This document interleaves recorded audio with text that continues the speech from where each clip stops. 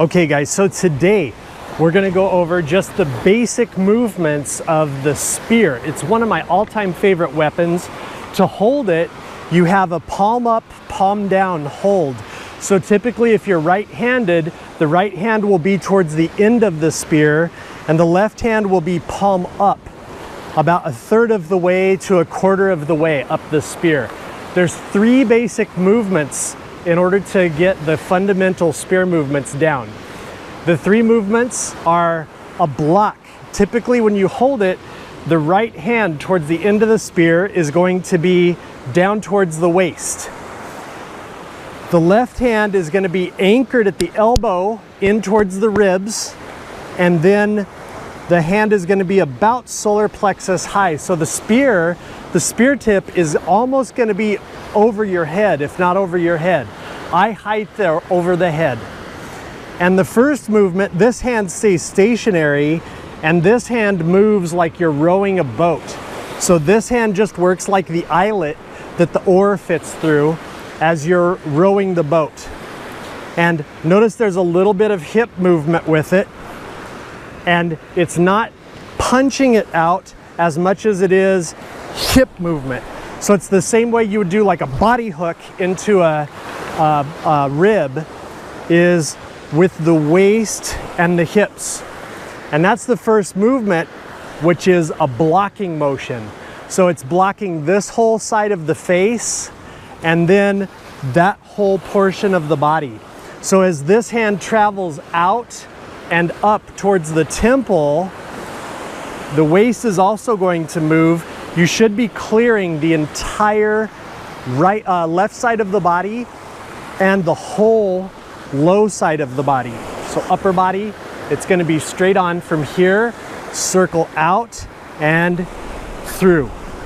So just from over the eyes to all the way almost to where it's scraping the ground. So around just like that. And that's the blocking sequence, the blocking motion. A big circle like rowing a boat. And then just a weight shift with it, and the hips punch out with it as well. So that's the first move. The second one starts in this low position and it circles back from the head to the waist, but then part two is pressing down. So, and the hips go with it again, circling hips from the head to the waist, and then pressing down. And that hip action is happening with that as well. So this one is going to be clearing the body here all the way back up to the original point, but then pressing all the rest of the way almost to where the spear tip touches the ground. So that's the second part. It's not only a block, but it's extra because of that second motion where that hand punches downward. The forearm is right over the spear, so it's got that backup mass pressing down. And that's for if you're fighting a spear or a sword and it's coming at you, you not only block it, but press it down to the ground as well. So it's called a take instead of a block. So it's not only a block, but a take.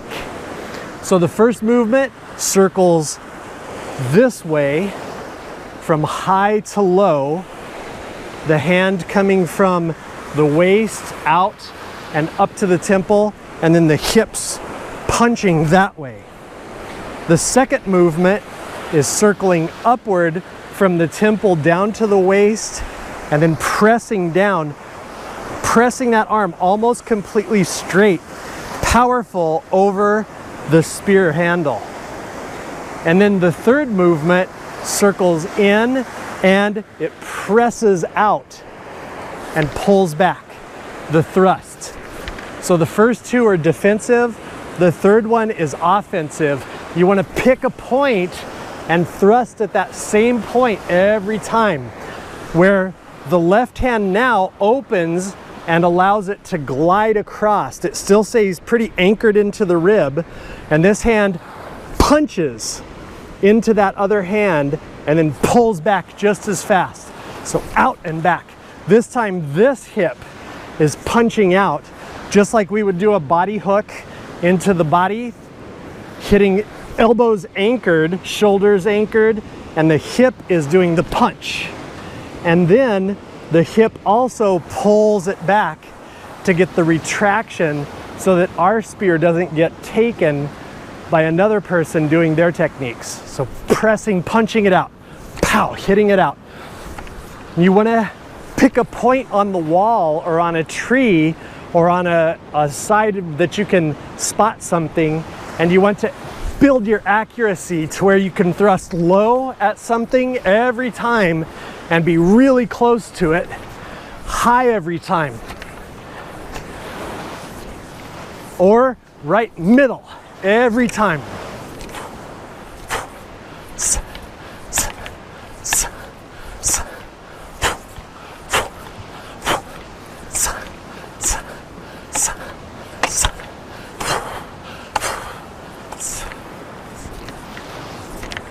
By the time I'm done with this, this hand is palm out. It's all the way twisted out.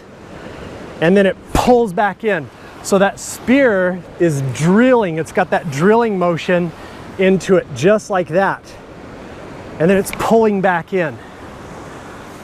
So that's 3 basic moves for the spear. Those are really, really fun. The beauty of working with the spear is that it's a long weapon, so there's a lot of torque with it when you start moving around with it. And you have to control it with your body. So you're not working just spear techniques. The beauty of all these traditional weapons is you're getting conditioning that's very difficult to get any other way. I see people now in the gyms with like a weighted PVC pipe, and they're swinging the pipe around, building up core because of the way that it torques on their core, and they have to have whole body structure. They're working all of the different angles of motion, but they figured that out thousands of years ago with traditional martial arts, that as I'm doing this, I have to be in control, and the further up this hand comes to a quarter, the more that it's getting to be torquing into the core.